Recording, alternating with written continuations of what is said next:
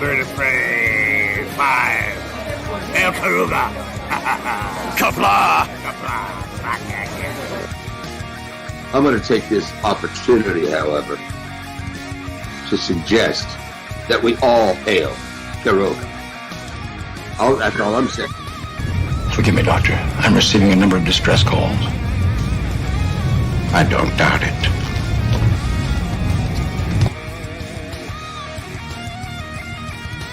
Y'all remember to tip your waitresses. Have a mighty fine night. If you come in peace, surrender or be destroyed. If you're here to make war, we surrender. Both good. The important thing is I'm meeting new people. When the appointed hour arrives, the Marauders will deactivate their cloaking devices and begin transporting Klingon shock troops directly to the landing zone. Landing zone? Where? Tell me. Why not? Your feeble weapons will be useless against us.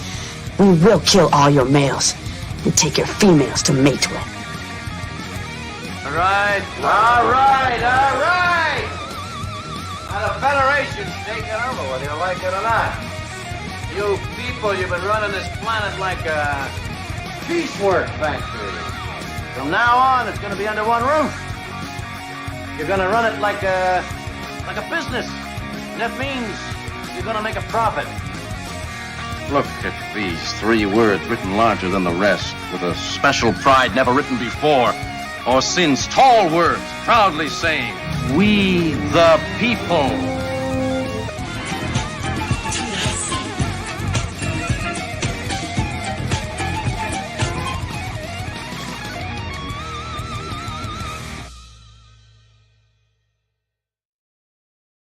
Hi, I'm Nicole DeBoer. I played Lieutenant Ezri Dax on DS9, and I welcome you to Bird of Prey 5 channel. Hail Karoga. Hello world, it's Bird of Prey 5 Qapla, and welcome back to Enterprise Wednesday. After a brief hiatus of Enterprise Wednesdays, we're back. And welcome Deej. Welcome back, Bird. We needed Enterprise. Thank you. I wasn't sure this morning, but by afternoon, I could feel it calling me. Well, it's been a long road. It has been. Thank you. Has indeed been a long road. And if you're out there lurking, happy birthday, Cinnabon. Absolutely. Happy birthday to Cinnabon Bunny. The best or second best 7 Days to Die player I've seen. He's third this week. Third. Yeah. Uh-oh. One of the zombies is better. Oh, the LDG looking zombie or the? Yeah, the LDG zombie. Yeah. Yeah, that's a tough zombie to kill. Oh. Anyway, yes, happy birthday to Cinnabon Bunny, and welcome up Resolute Germ. Qapla. Qapla, guys. It's been a long time, Resolute. Glad you're still out there. Barely. Oh.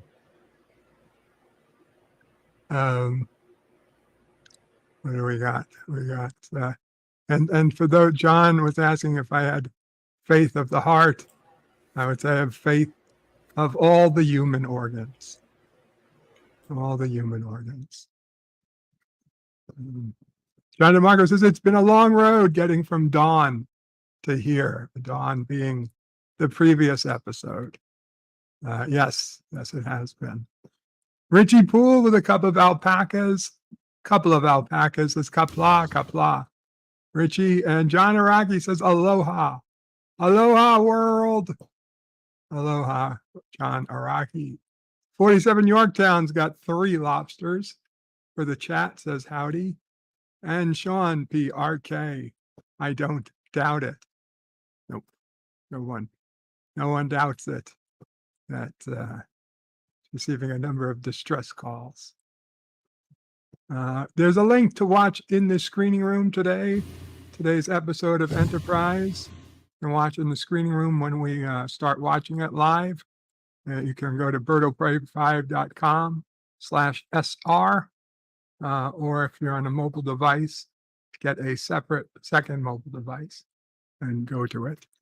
And there's a link to join the panel if anybody would like to come up. We got Deej and we got Resolute Germ up here now. You're welcome to join, as long as you have a microphone and a decent setup. If there's too much feedback or something, I'd have to knock you off. But other than that, we should be good. And welcome, Admiral Teague, Qapla. Hello. Let me, it's good to see you. Good to have you back, Admiral. All right, my sound should be better now. Sorry about that. Yeah, no problem. You're fine. Admiral, Sean PRK says, "We the people." Admiral Teague is back up. It's not different people.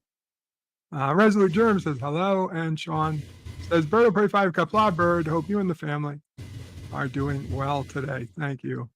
I hope everybody's doing well today. And Enterprise Wednesdays are back, indeed. Yvette says, "Good evening, Bird and everyone." Qapla to the lovely Yvette. And LDG says, "One of my favorite episodes." One of his favorite. Yes, this is the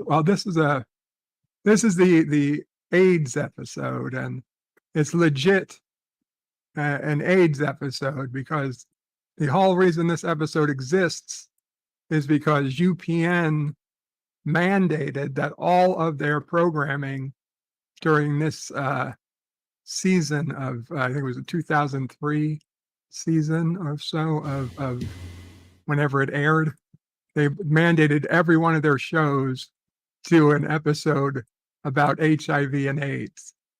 And that included Star Trek. Now, luckily, the people at the studio realized that they couldn't literally do an episode on AIDS in the 22nd century, or so. They decided that it was okay that they did an episode on something similar to AIDS, but not exactly AIDS. Whereas all the other shows that took place in the quote unquote the real world had to do an episode on actual AIDS. So that's why this episode existed.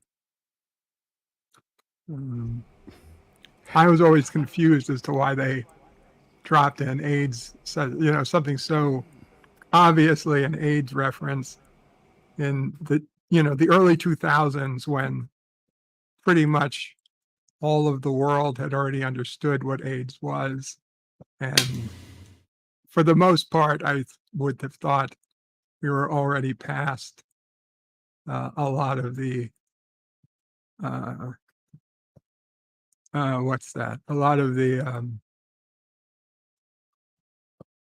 resistance, a lot of the is the word stigma? Stigma. God damn it. The exact title. It is staring me in the face. I've been playing my Birdle, right? I'm getting good at word games. I was just going to stay quiet and see if he'd actually figure it out. God damn it. It's the title of the episode today. It's written. What happened? Admiral. He disappeared. I think you hit the wrong button. Yeah. No, I was. Did you purposely drop yourself out, or did I? I messed up muting. That's all. Oh, okay. No problem. It's a new thing I do now. I mute. No problem. So yes, a stigma. Yes, the stigma. The stigma of AIDS had pretty much already been mostly over with, I would have thought, by the early 2000s, but we got this episode. And Admiral Teague with a $2 super sticker. Thank you, Admiral Teague. It is appreciated. It's a pleasure. You're a great Star Trek broadcaster. Thank you. And Sean says, Bird, are you ever going to bring back Open Lines Tuesday? Maybe. I didn't know anybody cared, Sean. We could do an open lines Tuesday one day. Jedi Bill says, hello, Bird. I could not watch Bed Life on Monday. Internet was out for 17 hours. So Qapla and hail Karoga. Qapla, Jedi Bill. And I'm so sorry you had 17 hours without internet. That is tough. I'm glad you're okay, though. I'm very glad. Bradley Briggs says there's a restaurant chain now that has all employees. There's a restaurant chain now that has all employees have HIV or AIDS, forget its name, but can probably look it up pretty easily. That doesn't make a lot of sense. You're saying there's a restaurant? No, it was in California. It still doesn't make a lot of sense. That's why they went out of business. So you're saying there's a restaurant chain in California where every employee is required to have HIV or AIDS? Yep. There's in most states you can't get a health license if you have HIV. I don't believe that either, because even when I was going to school, we learned that you couldn't get AIDS by, touching or, shaking hands with somebody with AIDS. You don't get AIDS even by, kissing somebody with AIDS. There has to be blood to blood. I would say when Magic Johnson came forward, probably changed a lot of things. What was that, 1991? Yeah. I mean, don't get me wrong. I'm sure there are people who, if somebody had AIDS, you don't want to shake their hand because I get it. I'm not saying go out and purposely shake hands with people with AIDS, but I really don't think that by 2004 there was a vast amount of discrimination. I looked it up. It's not a chain that I can find, but there is a restaurant that was in Toronto, Canada. Toronto's like the California of Canada. You live in New York, Bird. Remember the nightclub Positives where everyone there had to be positive to get in? This way no one could give anyone anything else that they didn't know. But you knew what you were getting into when you went in there, basically, was their thing? I honestly did not know of that, but I will take your word for it because that's it. Yeah, I'm not like I hung out there, but yeah. It sounds like something. It was less illogical than a restaurant. That's all I'm going to say. Well, let's just say that pretty much, I'm sure that there was a significant period of time during New York City that, especially at certain clubs, that pretty much everybody was positive anyway.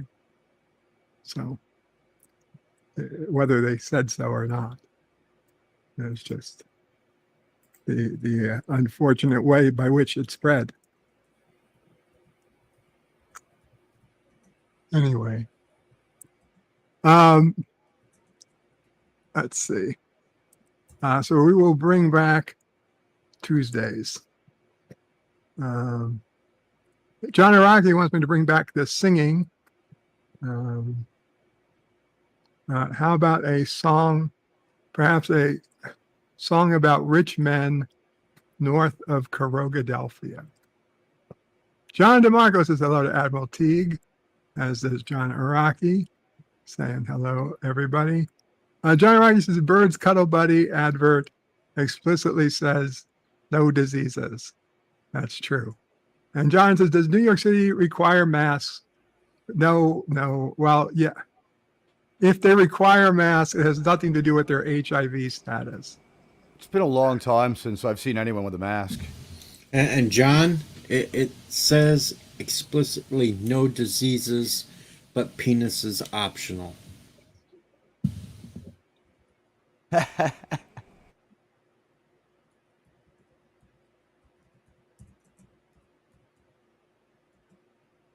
at that. We left Bird in silence. I was Mama Prey was asking a question. I wanted to make sure I heard it right. Anyway, so today we're going to watch Enterprise, Season 2, Episode 14, Stigma. Any questions or any thoughts about the episode before we begin? Nope. Ready for the episode. Okay. Then I will advise people Do not recall this one. That's all I was going to say. Oh, you do not? Okay. Well, for those who don't, without getting into much spoilers, this is the episode where Qapla finds out that she has a disease that is very similar to HIV/AIDS for Vulcans, although the matter of transmission is not sexual, but poorly performed mind melds. And it has a giant stigma related to getting it, hence the title of the episode. But the B plot is Dr. Flox's wife comes aboard. Actually, one of Dr. Flox's many wives comes aboard, and she takes a liking to Trip. And apparently, they're all open marriages on his planet. Denobula. The Denobulans, I guess. Denobula. Yeah, so Denobulan marriages are open marriages. They'd have to be with 3 spouses. Well, you would think that they would be open between the 3 spouses, but you'd have to marry. I'm just wondering if the planet was Deneb. Is it Deneb? Like Deneb 5 or something like that? Don't we hear about that in another Star Trek show? Different planets. I don't believe it. Different planet. I do believe it's Denobula. Denobula is What's Flox's homeworld. What's the planet from Trouble with Tribbles? The Trouble with Tribbles is a space station, K7. Right, but is it in orbit around Deneb? No. They're going to Sherman's planet in that one. Very good. Yeah, thank you. They have to bring the quadra-tetra. Trimetricale. Yeah, it was invented in Woodside. Sherman's planet, run by a dog named Peabody.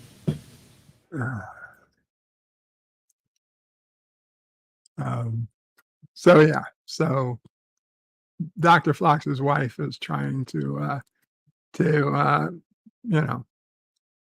get Trip to mate with her. Which actually it was quite the weird, bizarre B plot to have for a relative serious A plot, especially when it's an A plot that's so obviously HIV/AIDS, then to pair it with a comical B plot about a woman looking to. I don't know. You kind of want to bring a little humor to lighten up the mood after such a dark. I guess it just seems like it was probably just left over. Yeah. Hey, we have this episode UPN wants us to make. What B plots you have lying on the bin? Yeah, that could be. Because none of this was shot together. They just stitched it up. We have a leftover Next Generation script here that we never used. We could just cannibalize it. Actually, it is. My God. It is. Not that it was a leftover, but is it Menage a Troy kind of redone? No, there was a script called Blood and Fire by David Gerald that was in production for Next Gen, but it was about AIDS, and they didn't. Rick Berman, he did not like it, so they killed it before it became a script. But they were pretty far down the road for it before they axed it, which would have been as close to Star Trek had come to dealing with AIDS. Well, wait, phage is you're talking about phage, right? No, the script. Or was that was more drug addiction? You're right. The script was called Blood and Fire, but instead of it, what they did was they made it a book.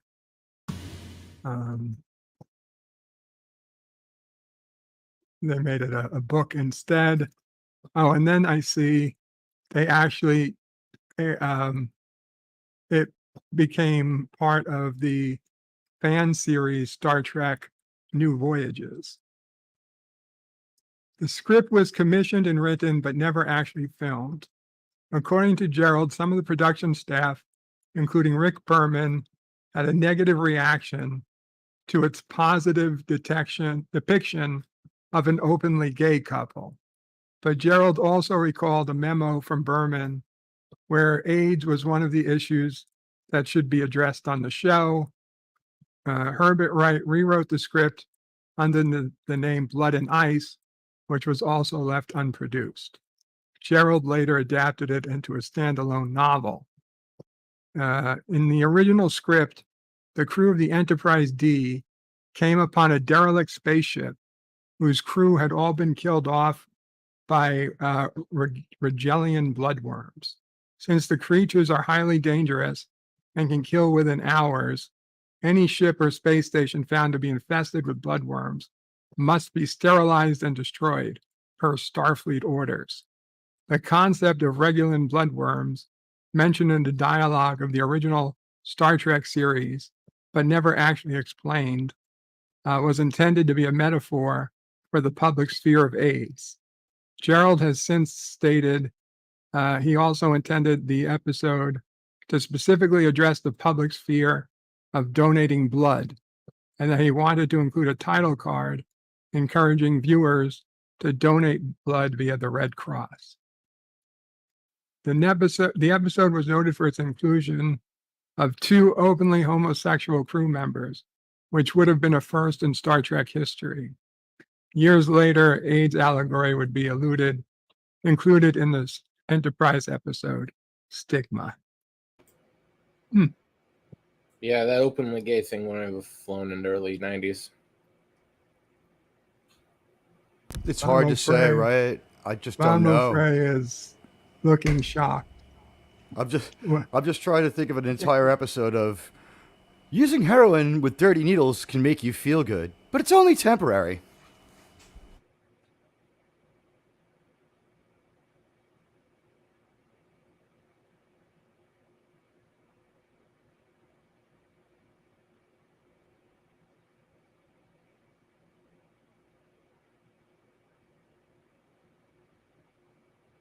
As Kronos would say. Sorry, guys. We had Mama Praise. Mama Praise, okay. We had a situation. We're good. We're good. You know what? I'm gonna say something that's probably gonna get me canceled, and you probably will hate me all for it. But understand, I'm not saying this out of hate. I am not saying out of hate. I'm saying it out of love. I'm just not going to be afraid to say shit that I want to say on my own fucking show. You know, if YouTube wants to shut me off, they will. I figured that by the time of Star Trek, there really wouldn't be gay people. Not because it's evil, but because I don't want to say it was be cured, but it would be cured.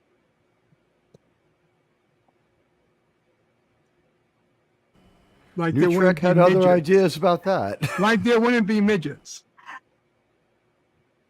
Not because it's bad for the universe that there's a little person, but because they would figure out something and say, hey, if we give this womb a little extra vitamin D or something, then the baby wouldn't be born to be a little person. Yeah, It'd but be that's regular where, height. that's where you're wrong, because that was covered in eugenics and the ban on eugenics. So that would Exactly, Mama Fred. Mama Fred. That's right. Regular height would be at that extra couple of inches you always want. That's that one weird thing about the Federation, right? If you're having if you're pregnant and you have a problem with your fetus, they won't let you give it gene therapy or something. Like there's clearly they do they allow some type of genetic manipulation. They don't allow you to. Well, they didn't help Geordie, for instance. Well, you know, it kind of seems like it was all after the fact. Like, we can fix anything, you know, we can grow an arm, we can do whatever we need to do. Don't worry about it. Just have the baby. Maybe. So maybe it happens after you have the baby, but, you know, and don't get me wrong. There's a whole big thing of ethics, that ball of ethics that it opens at that point. Like, well, you know, do you get to pick your baby's hair color? Do you get to pick your baby's height? Do you get to pick your baby's sex? Do you get to pick? And I would say, you know, no to 99% of that. But anyway, some country in the world will allow it soon. We're here to watch an episode. Not, John Araki, Tilly could be that one. So LDG with a $2 super chat says Section 31 gave the changeling AIDS. Kind of, sorta. Yeah, that's legit. That's legit. Didn't they made Odo do it, right? Yeah, they kind of gave it to Odo, who then gave it to the female changeling, who then gave it to all the others, because the changelings are really just giant. They basically live in a constant sexual orgy. They're a lot more fun than the Skrull as far as shapeshifters go. Mm-hmm. John Rocky says, technically, Odo have the changeling AIDS. He'll link with anybody. John DeMarco says, condolences on the impending cancellation of your channel. Bird of Prey 5 cannot be wrong about his own opinion on something that has not even happened yet. 200 years from now in the future. He's just speculating. That being said, be sure to go subscribe to his Rumble channel. Coming soon. That's right. Join me and I do have a Rumble channel. Oh, do you have a Rumble? Yeah, I do. Is it the same name? I'll subscribe. Same name. Yeah. Although, ironically, for today's episode, fuck it. I just put it to YouTube. It's kind of a pain in the ass to set it up. Exactly. I just put it to YouTube. It's also kind of crashy these last couple of days with all the events going on. When there's too many people live, we saw Rumble kind of take a dump on some people last night. It was a drag. Daniel's Hot Topic says, that is so cool. Is that going to be a real thing? What? I have no clue. John Aragi says, have you ever seen an autistic or Down syndrome person in Trek? No. Which is I said Tilly. Okay, Tilly. But, you know, Discovery doesn't count. I mean, Discovery doesn't count. Anyway. John Aragi says, Bird is disabled and a protected minority class. He can't be canceled. It is true. I do have a card to play, but still, straight white male doesn't give me a whole lot of outs. I'm white, but I'm Latino. I'll lend you that one. I mean, I can be. I can be Australian.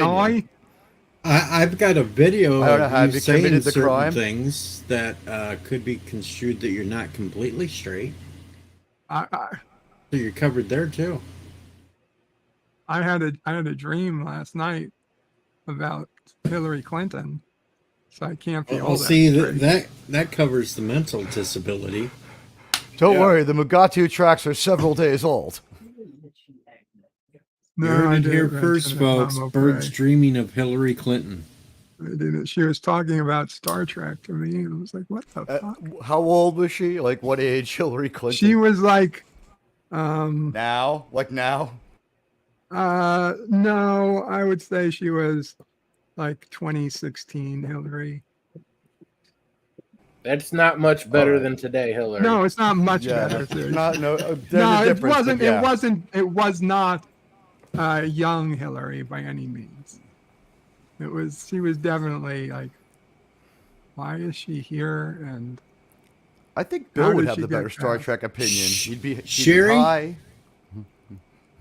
Jerry, if you're out there, we need a picture of Bird and Hillary together, just saying. Oh, God. 54.5 Access Radio says, remember, if you great link with someone, you're great linking with everybody they great linked with. That's right.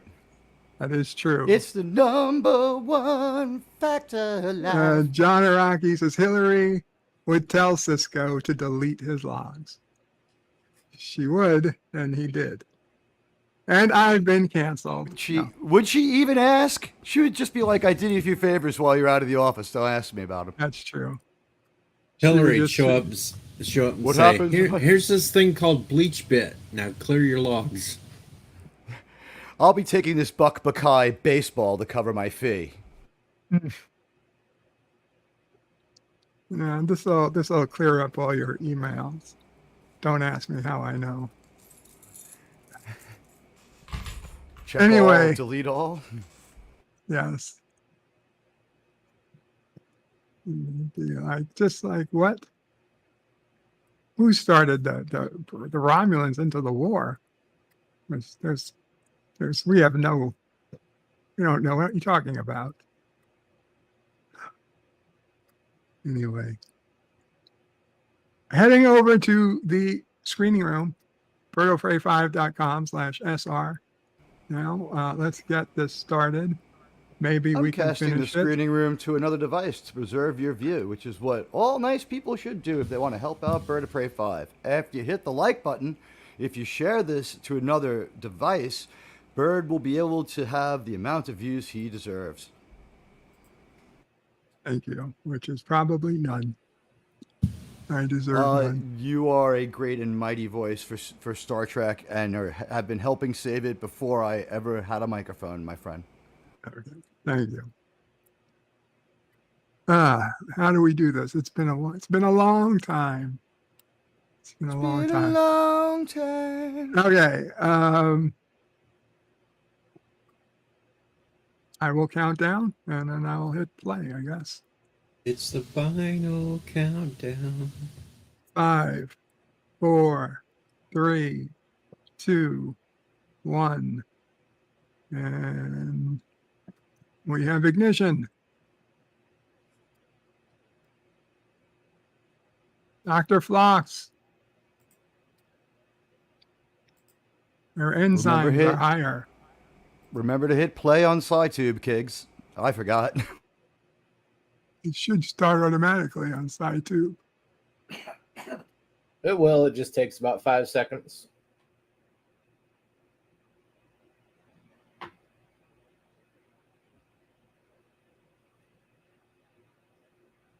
Dr. Phlox thinks he can talk to some doctors without revealing she's infected. And T'Pol is saying it's too great a risk. And he's saying you could die. And we get Did this mind meld happen already in another episode? Is that yes? Yeah. It was actually I think I remember forced mind meld. That episode I remember. Thank you. Okay. I have some context now.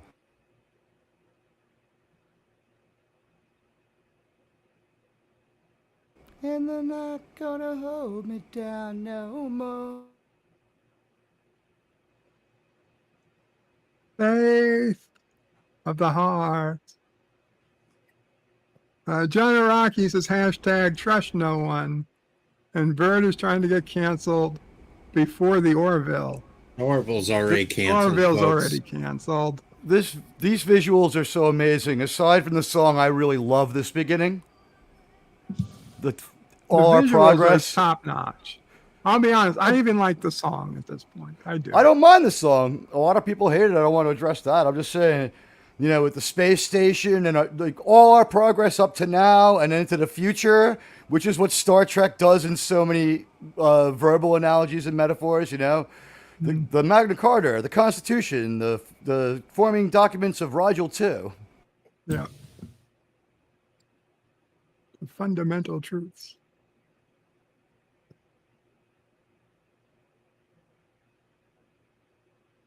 It The can be damn three. shuttle looks like a flea. A neutron microscope. That doesn't make any sense. Neutrons are bigger than electrons. Perhaps it's the power source. Perhaps.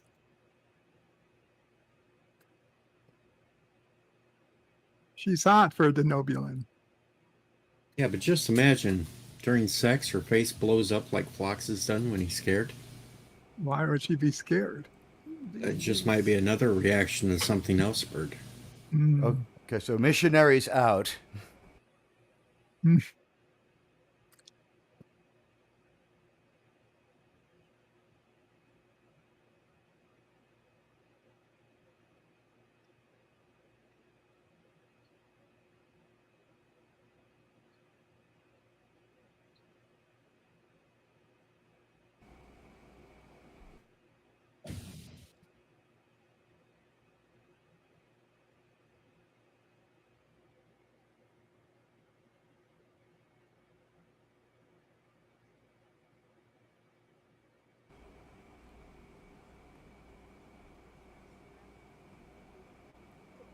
The slideshow's fantastic. You really did a great job, Bird. I mean, I don't really have to do anything manually for the slideshow. If it's good, it's just by chance. But thank Been you. good every time I've watched. Well, I mean, all it does is take a take a shot every 10 seconds. So it's not that I manually pick the shots. Occasionally there'll be a black one. Pinar syndrome? Pinar syndrome.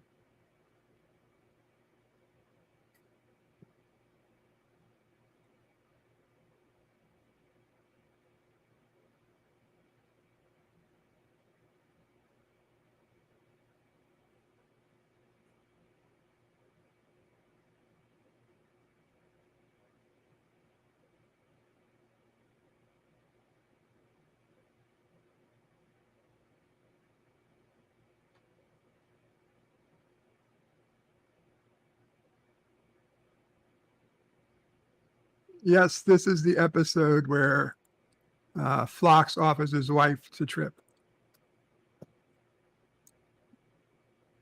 Bradley Briggs says this episode is crazy. I just watched it not long ago. Disney sheep herder, Qapla. Hello, Disney.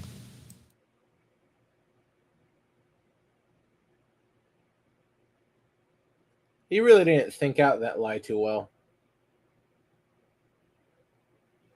Hail Disney sheepherder.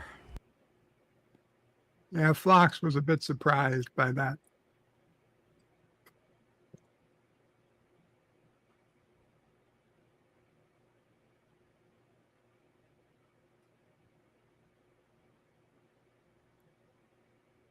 Can't you tell she's into you already?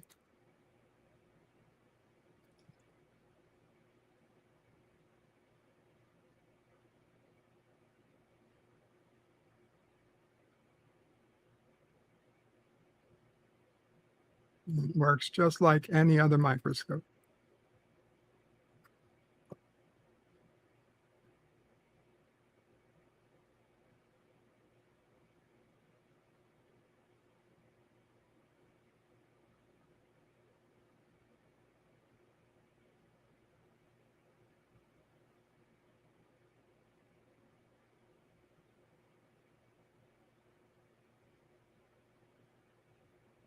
Don't worry, I found a video on YouTube on how to put the microscope together, Trip.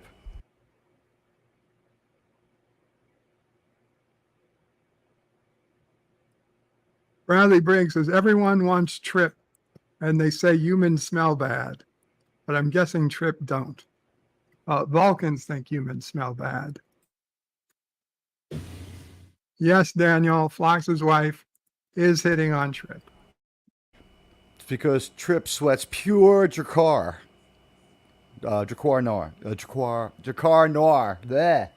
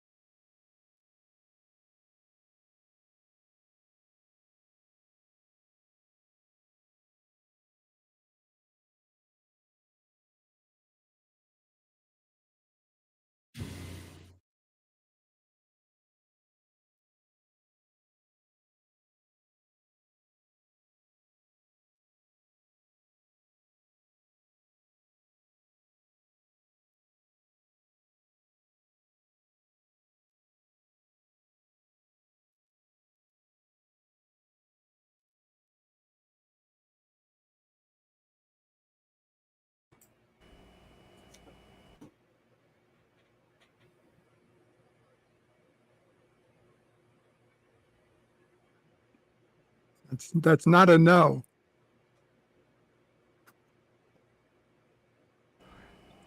John Araki says, Trip ain't got that Kirk swagger.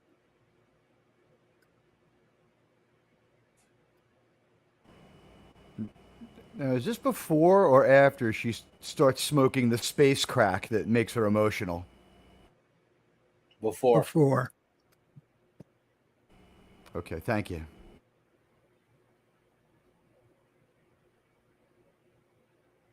Why would he leave?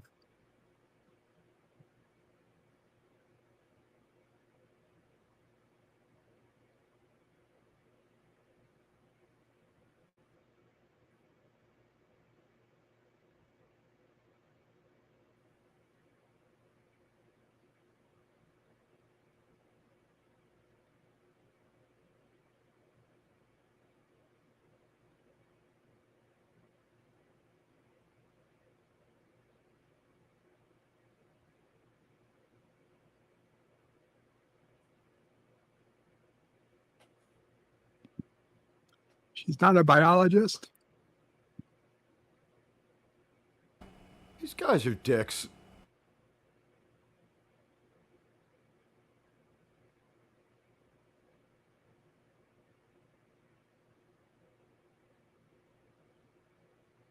Dun, dun, dun.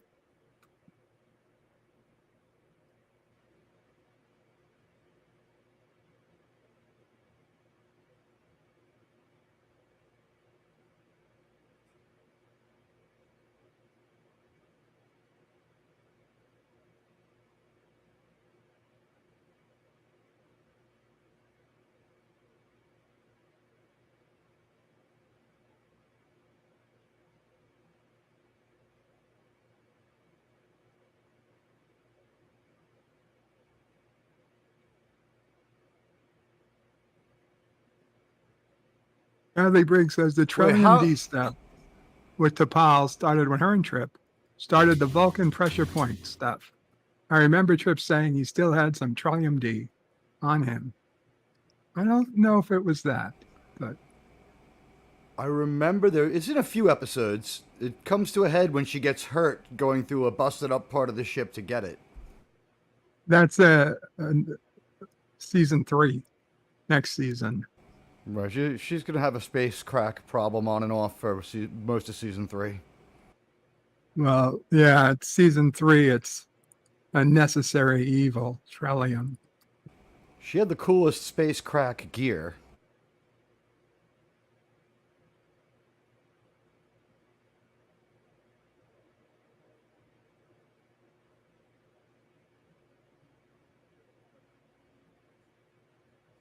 This is why you think out your lies a lot better than he did. Did they order these Vulcans from Wish? I mean, why are they acting like Romulans? All Vulcans are idiots. assholes at this point.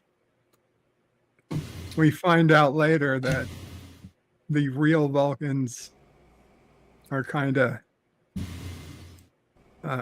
practicing. They have to hang out with us for a whole century before they start acting as abnormal as just even Spock. But like the Vulcans we know are being persecuted, and so they're not free to practice as Vulcans yet.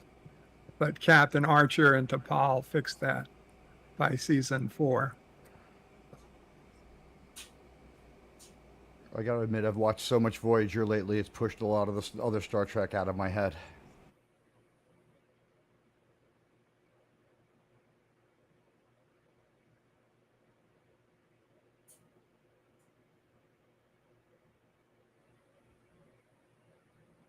Daniel says he never found T'Pol to be attractive. He found her vulgar and upsetting. You know, I'll be honest, Daniel. I always put Hoshi as more attractive. I second that. You got good taste, Bird. But they do their best to get T'Pol wrong until like season 3 when she starts to have her real hair and some better outfits.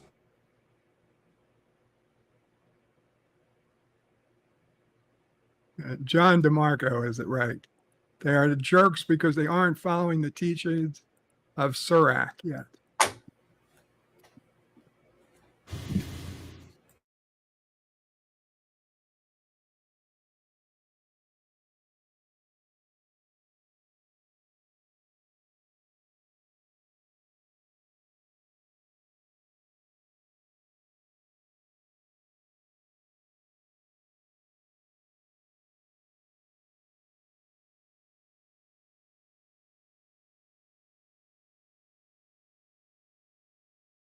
It's not awkward at all. They've bitten off way too much than they can chew. So the social commentary is relevant, but they've bitten off so much more than they can chew, and they're a few years late on it.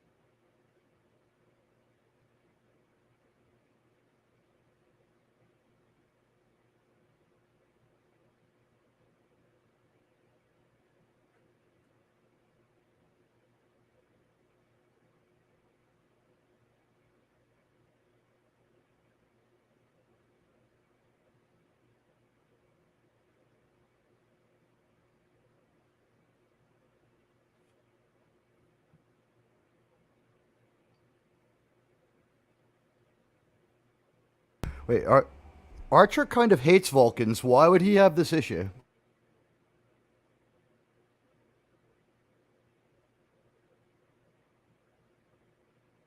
Well, he sort of cares about her. He's not. He's coming off more like you're fucking. You're endangering my ship. He's more personally offended that they kept it from him.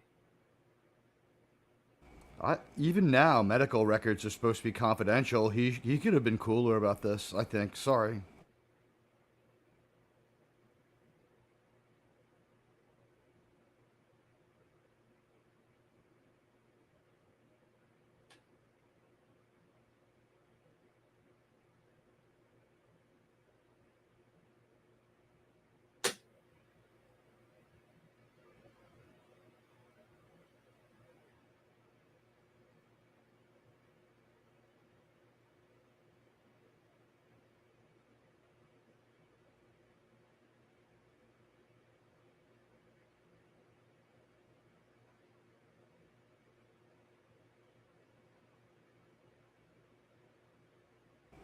pathway to many abilities.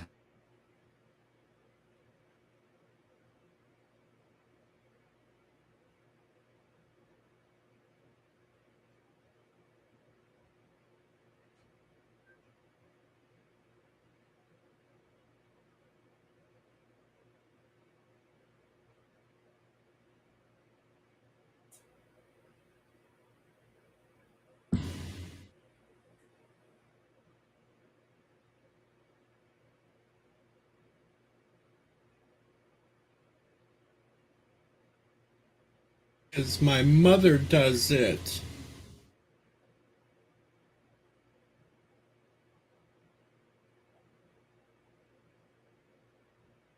You didn't know the mother did it at this point.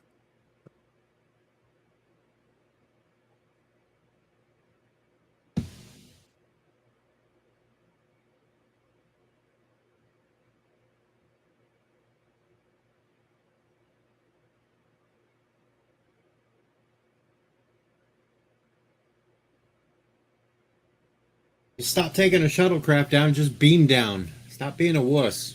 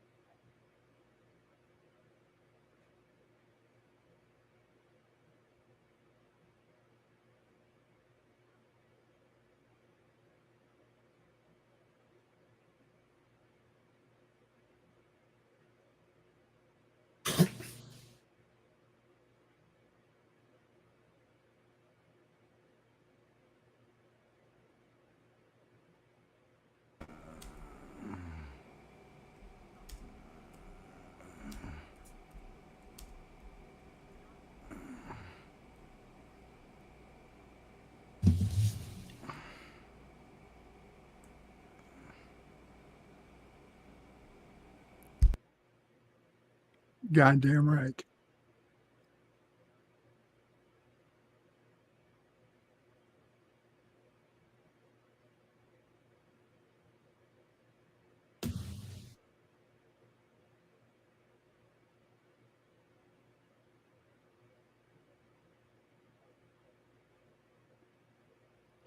If there's such an undesirable sect of society, why would there even be any research to share?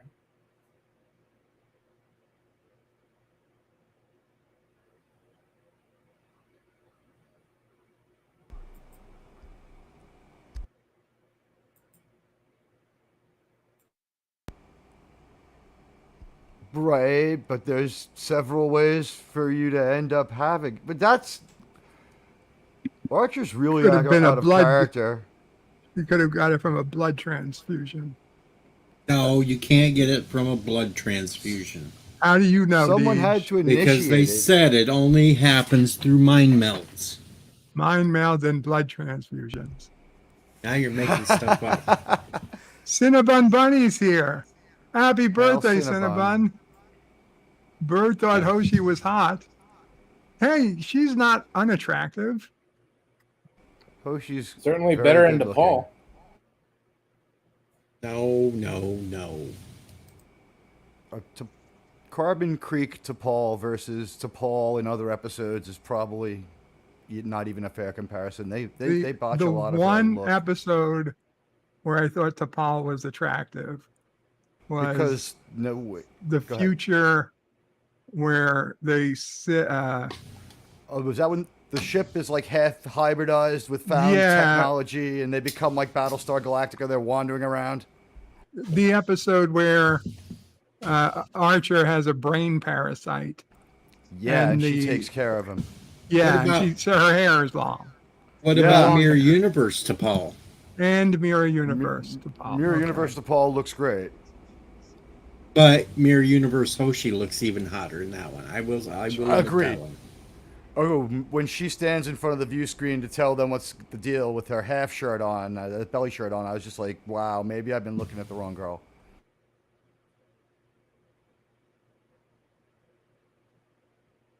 It's that her other costumes are so bad. Who's looking at the costume? When it kind of hides her figure, you know what I mean? But with T'Pol, it's one thing. With Hoshi, it's kind of a baggy jumpsuit. It's believable and all, but...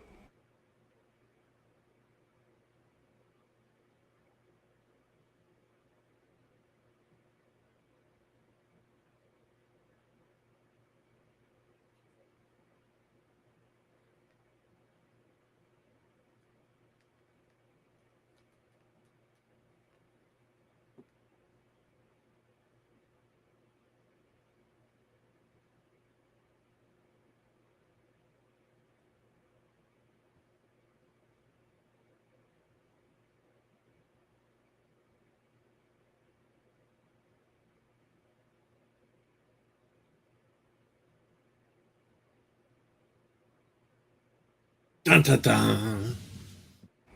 Everybody's got a She should dark turn 'em secret in in. this episode.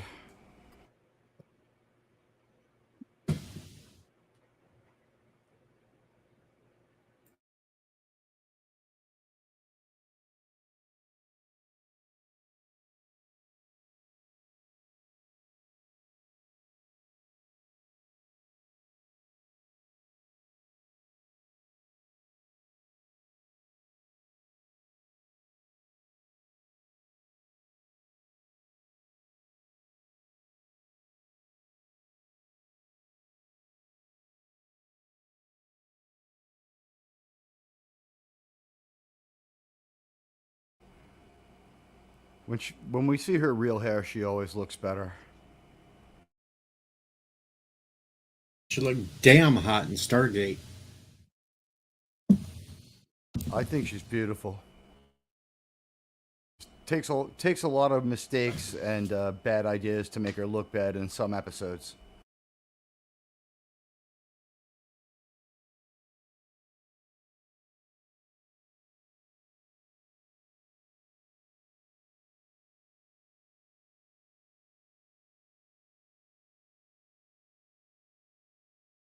Black Cat wasn't that good of a movie. But it was a Paramount movie.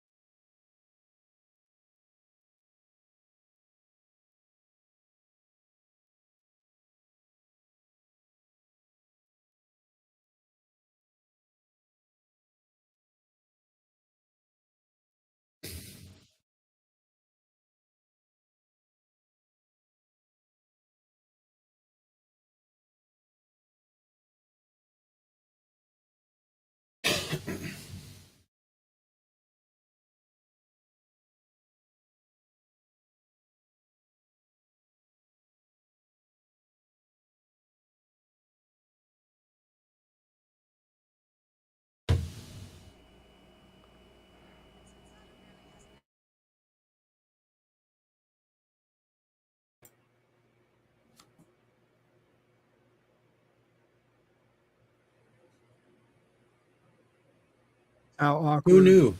Aliens wear pantyhose. She's me tooing Trip.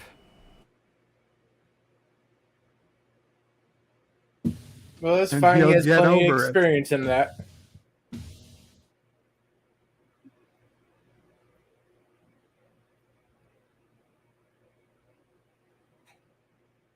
Hmm.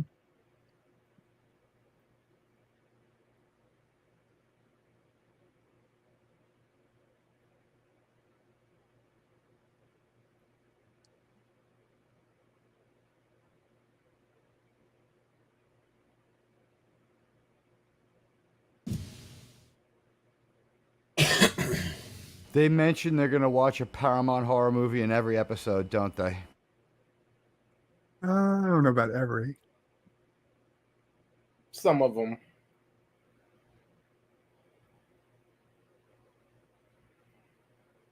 A lot of them are Paramount, though. A couple of times we even see them in the theater to start an episode.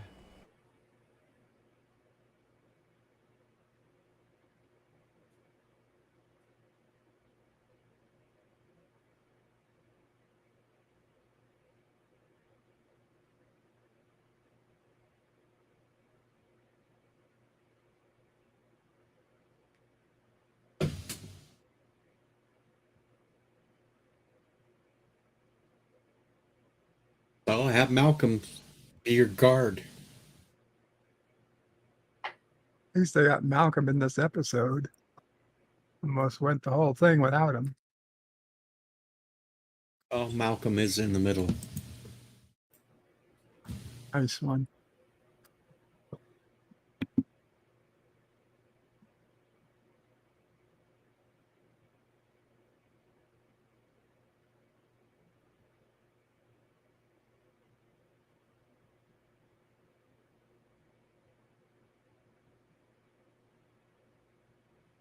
Lying again.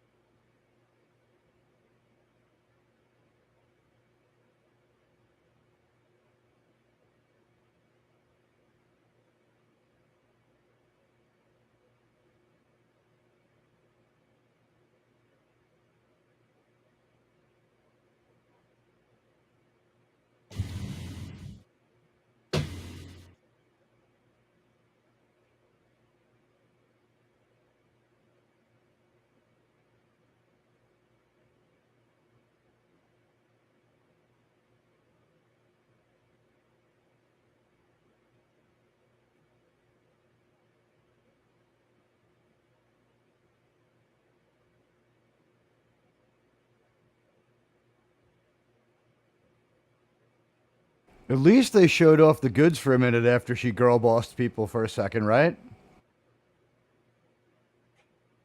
I hadn't noticed, damn it. And she kind of was a little bit strong there, and then we got to see her walk away looking pretty good. Now that's a cat suit.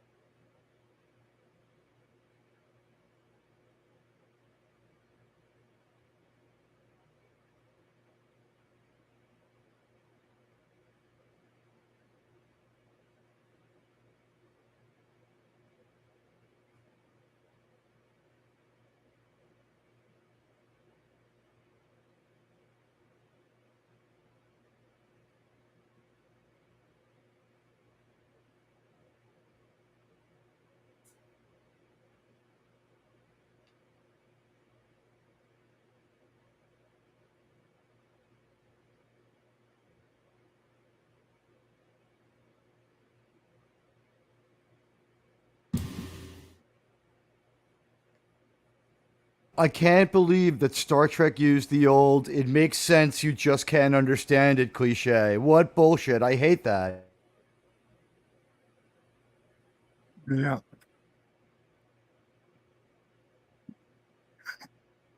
Travis is in this too.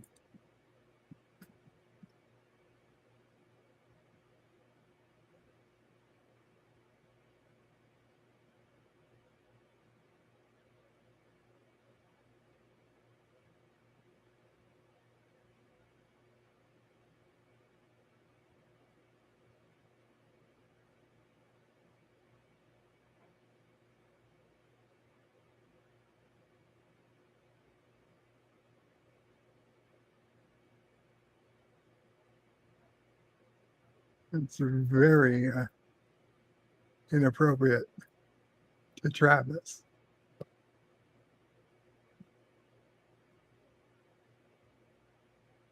I need a lot of Viagra, Doc. This situation I'm sure you're well aware of. He just didn't want to hear the finish on how you play Monkey in the Middle.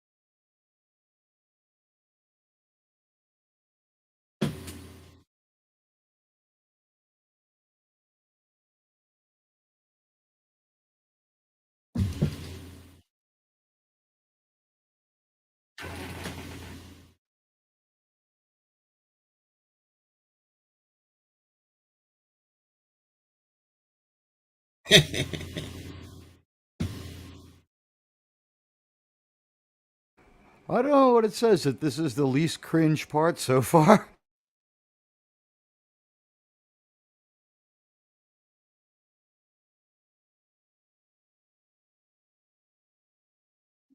You're welcome, LDG. That's right, your loss. Phlox just gave you permission. You should have went for it.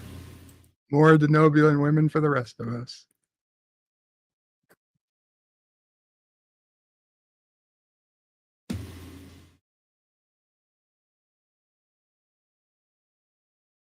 Is Trip a metaphor for the incel?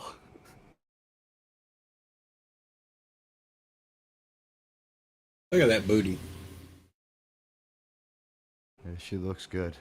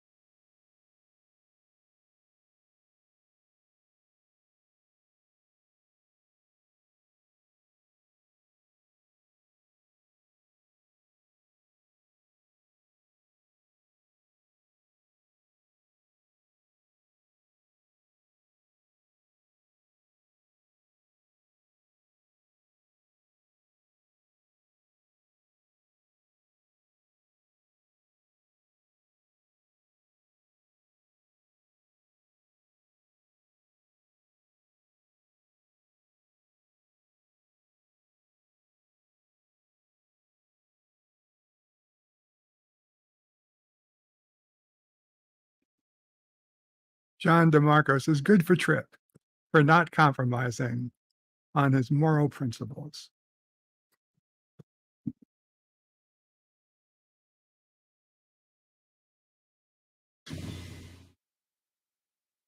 That really was the least cringe part so far.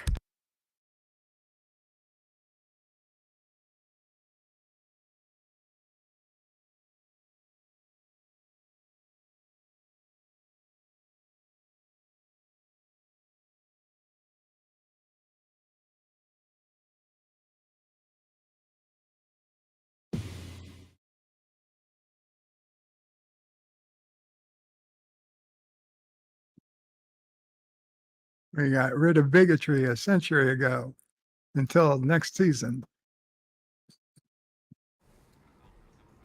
This is one of the worst Enterprises I've seen. This is a great Enterprise. Yeah, Archer's this self-righteous pretty much all the time.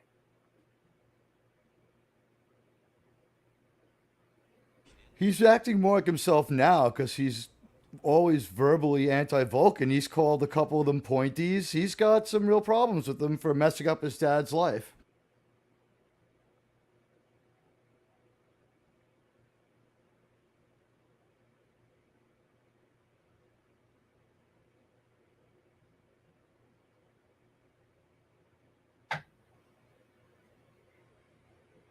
Hello, Dan Ben.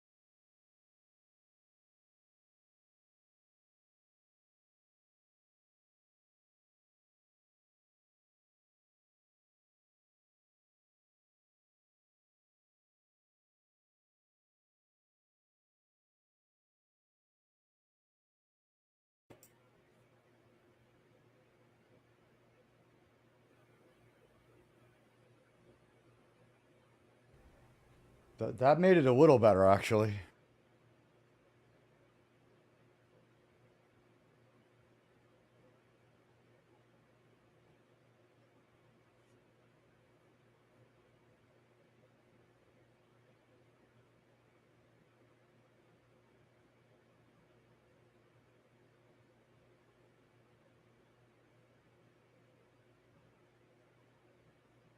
Definitely could have used more Porthos. They were short on the budget this week. They didn't have the cheese.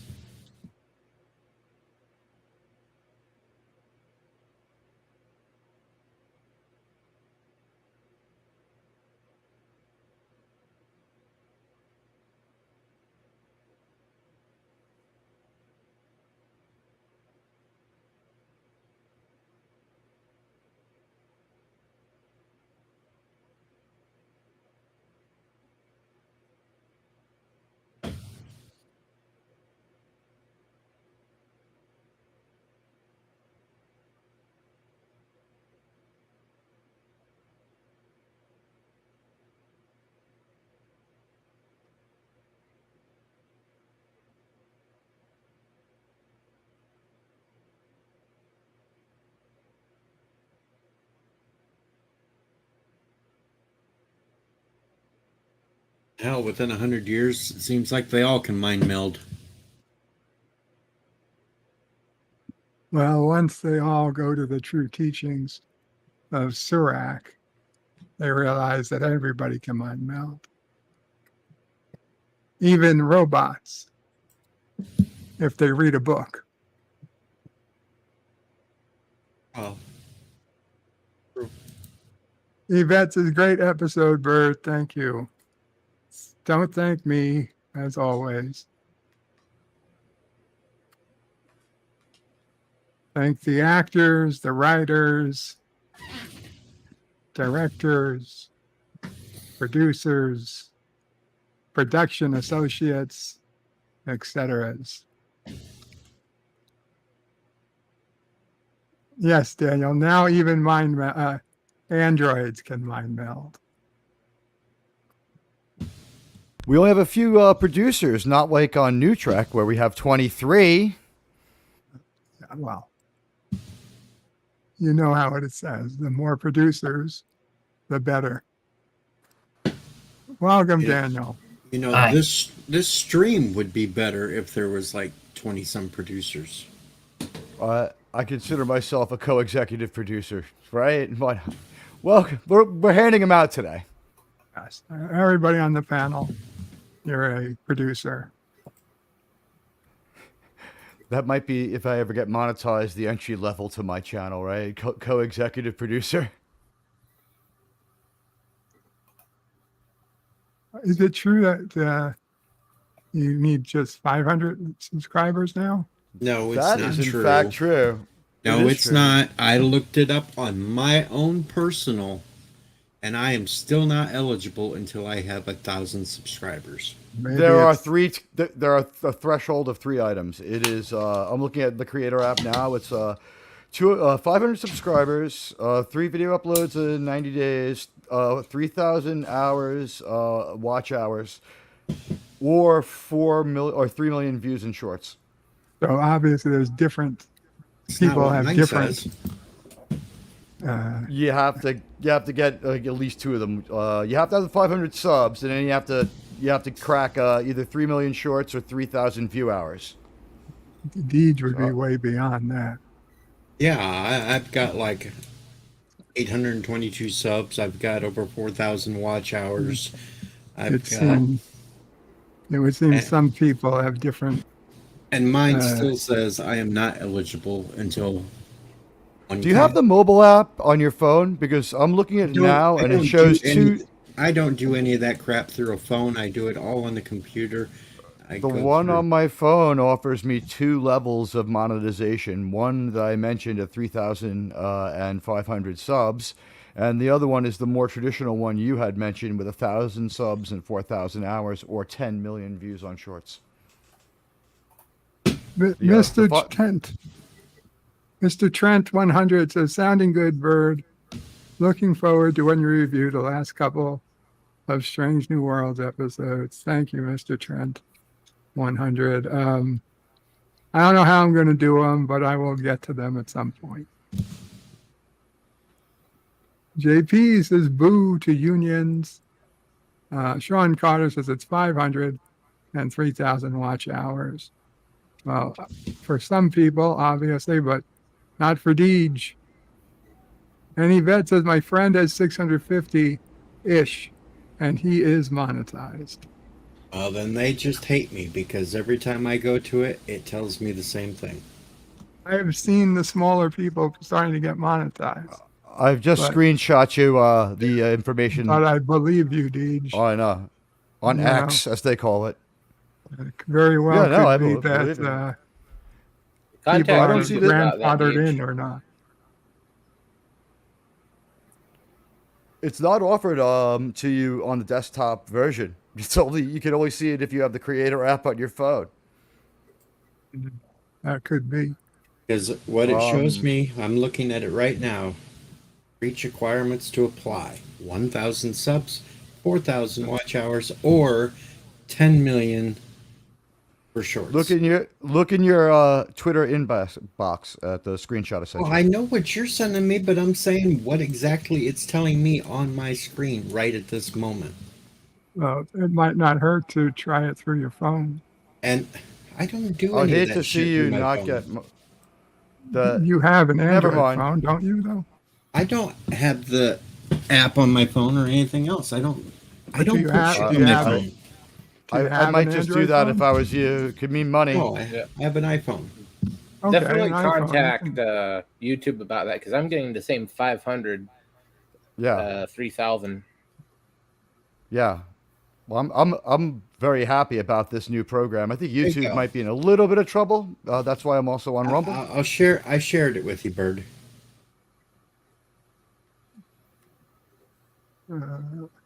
Yeah, if you go over to Rumble, there's no real right there question about it. This is what it tells me.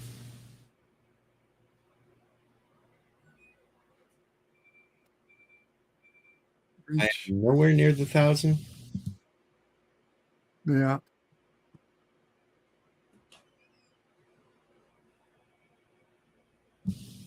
I see it. I don't know.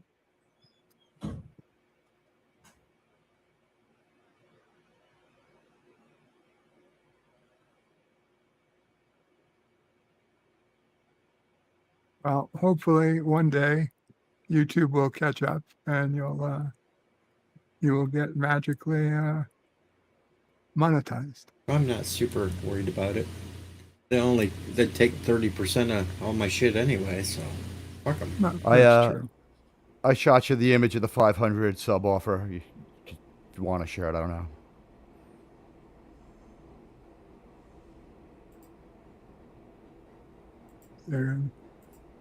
There we go. Conclusive proof. YouTube has a secondary system of eligibility requirements. I think you need to have 1,000 to have people join your channel still. This is just the ability to get super stickers and I think emojis. It's a newer level, I believe. Originally, that's what it was, but I'm not sure if they wanted to expand the ads onto everybody. Oh, I know. Channels with like 500-600 that are getting plenty of ads. That's right, and that's why we'd like to mention Raid Shadow Legends, the OG turn-based strategy game.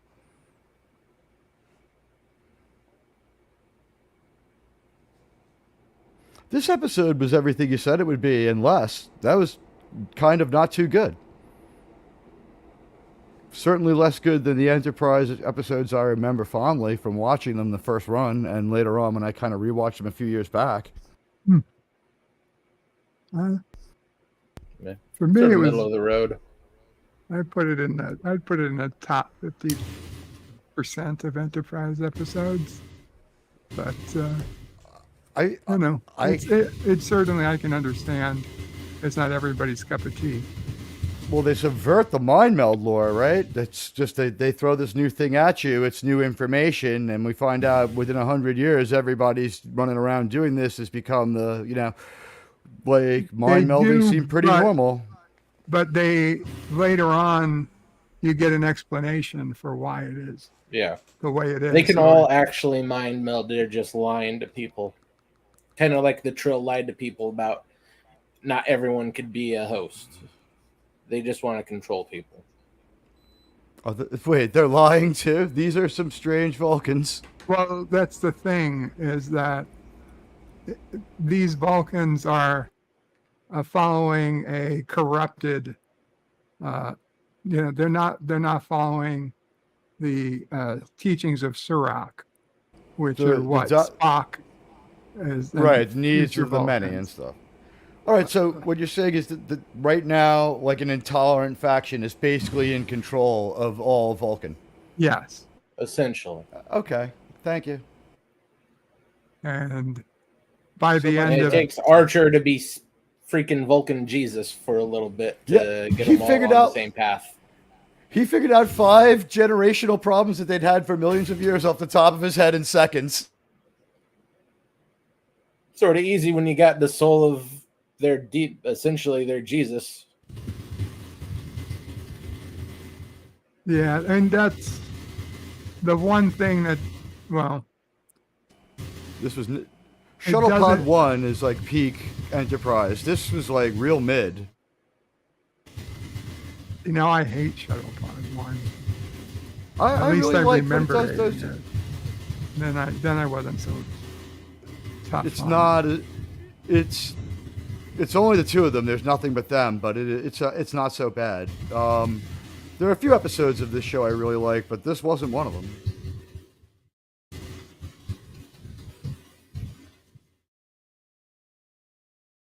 John DeMarco says they fixed this episode. They fixed this issue in season 4, but until then, this plot thread was a problem, in his opinion.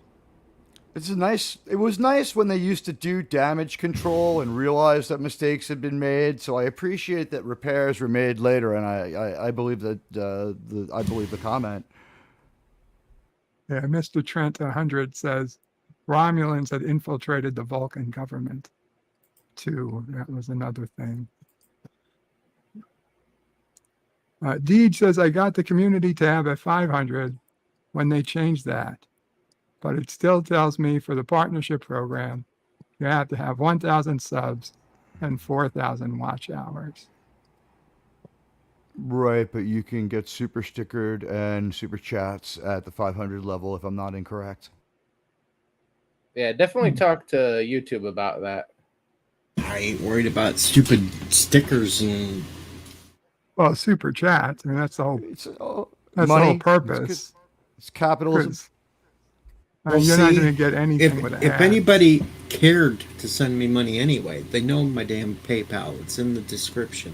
And I get a hell of a lot less taken out of that than YouTube stealing 30%. Yeah, fair enough. Some people can't be bothered. If they can't be bothered, then they didn't really want to donate in the first place, so it didn't matter. I admire you for sticking to your guns and sticking to your philosophy, man. You've got a lot more integrity than these fucking Vulcans.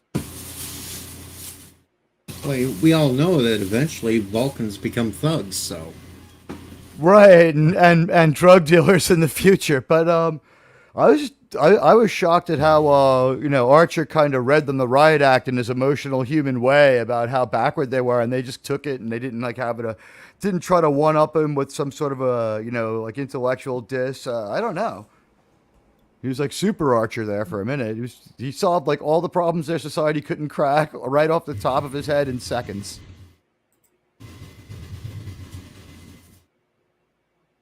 Anyway, we'll go through, and any last words, because I have to get going. So let's start with Deej. Any last words on this episode? Or last words on this episode? Paul still has a fine ass. Excellent. Resolute. I agree with Deej. DePaul does have a nice ass.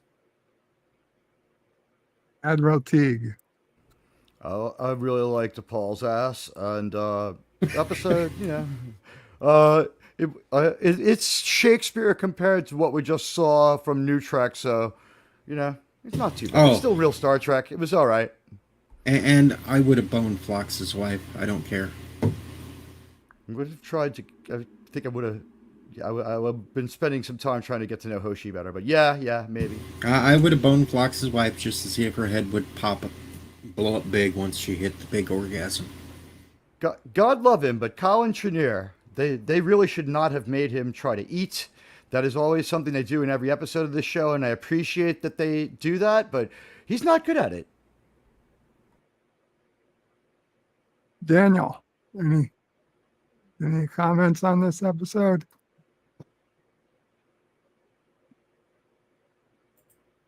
Okay. Now we'll do any last words before you go.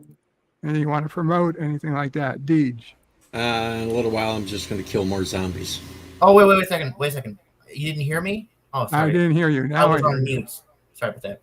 I was going to say this episode was okay. It wasn't anything special.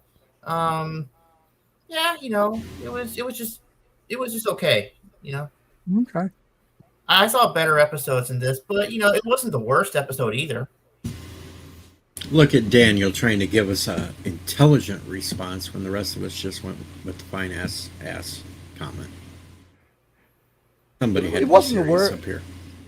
I've seen much worse Star Trek than this at this point. I've seen much less stuff that's been called Star Trek. New Trek is not Star Trek. Really? Hell, the whole That's my first, philosophy. The whole first season of Next Generation was worse than this episode. So Yeah, you're right. You're right. Definitely. You might be right. You might be right. There might be one or two episodes that were better than this one, but by and large, I'm ready to agree with that. Yeah. There's a lot of episodes of Voyager that are a lot better than this. What about the big goodbye? You know, the one where Picard pretended to be Dixon Hill? I kind of like that one. When he gets basically to the end of the program and has to kind of turn it off forever, right? Yeah. I remember liking that one when I saw it. It's That been a episode while. didn't make any sense. New Trek is all garbage. Couldn't he just save the program like they do in the future? They could save the program, but he had to say goodbye, and it was deleted when it ended. Well, he was done with it. He didn't want to go back and play again. Yeah, it was. Yeah, but he read that novel. He could have saved his friend, right? He let his friend disappear. He had no feelings towards it, and what do you call it? He also had seen what Moriarty had done, I believe, by that point. He couldn't have another holograph running around. He was anti-light. He had a problem with light-based beings. Resolute. Any things? Just if you want to see cartoon openings and live streams, check out the channel. Got Ed, and Eddie, and Garfield and Friends up last week. Nice. Garfield and Friends. U.S. Acres too. The second opening, not the original. Gotcha. So the good one. Okay. Admiral. Hey, I'm Admiral Teague. My show's called Saving Star Trek, but my channel is called Admiral Teague after me. There's my link in the chat. It would be great if any of you wanted to join me. I celebrate old Trek, and we review in real time and live watch new Trek with friends of mine like Captain Fandom Nerd, Apion, and Dark Helmet. And we're going to be off this weekend, but we'll be back next week. Very cool. Daniel, anything you want to talk about? Last call. Promote. No. Nothing. Okay. Okay, guys. Thank you all for coming. Thanks for hanging out. We'll try to be back next week with the next episode, which is episode 15, Ceasefire.